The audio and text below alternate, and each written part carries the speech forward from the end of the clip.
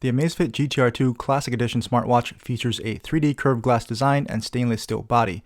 It features health and fitness tracking, built-in storage for music playback, and promises ultra-long battery life.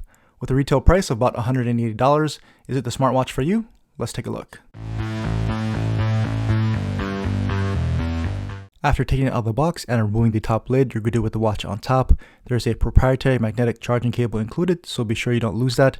And finally, a user manual, which I'm sure you're all going to read very carefully. Pulling apart the box will free the watch, and after removing the protective film, we see how beautiful and thin the watch is, along with its sensors on the bottom. After powering on the watch and tapping your language of choice, you're greeted with a QR code.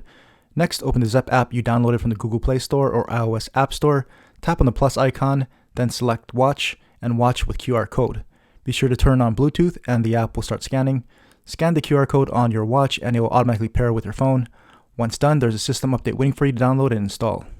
So that's how quick and painless it is to set up the GTR2 smartwatch. Stay tuned for more videos on the watch faces, settings, notifications, fitness features, music controls, and more.